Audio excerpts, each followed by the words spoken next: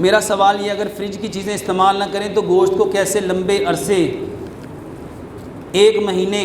تک استعمال کے قابل بنایا جا سکتا ہے؟ سب سے پہلے تو یہ سوچو،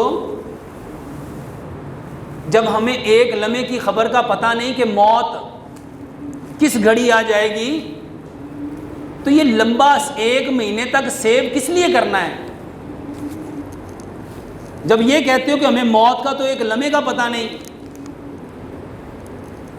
نبی صلی اللہ علیہ وآلہ وسلم تو کھانا ایک وقت کا پکاتے تھے، دوسرے وقت کے لیے رکھتے نہیں تھے، اور ہم ماشاءاللہ کہہ رہے ہیں 1 مہینے کے لیے گوشت کو کیسے سیو کریں۔ سب سے بہترین کھانا وہ ہے جو تازہ ہے، اور نبی صلی اللہ علیہ وآلہ وسلم تازہ کھانے کو فوقیت دیتے تھے، اور باسی کھانا تو آج کی سائنس کہتی ہے ویسے خراب ہو جاتا ہے، اور جو گوشت آپ فریج میں جماؤ گے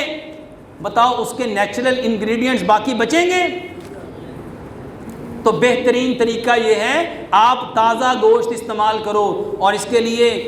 جو نبی صلی اللہ علیہ وآلہ وسلم میں کے دور میں جو گوشت کو سیو کیا جاتا تھا، اس وقت گوشت کو خشک کیا جاتا تھا، اور خشک کر کے، یہ پنجاب کا کلچر تھا، یہ جب قربانی ہوتی تھی لوگ اپنے گوشت جب زیادہ مل جاتا تھا اس کو خشک کر کے استعمال کیا کرتے تھے، اور آج بھی